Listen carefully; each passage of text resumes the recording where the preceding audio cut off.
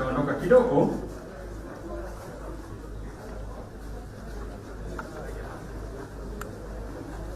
Dakika chache tu tuweze kumalizia. Wale wengine tunaomba kuketi. Naona Mheshimiwa Rais ameomba dakika moja tu Bwana Gitu aseme jambo kwa dakika moja. Karibu na endelea mzee. Kwa dakika moja tafadhali. Mheshimiwa Rais,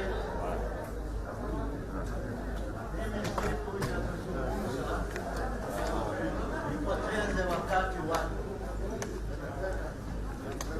Mimi na matatu ya kusema ya kwamba pamoja na wale waliopita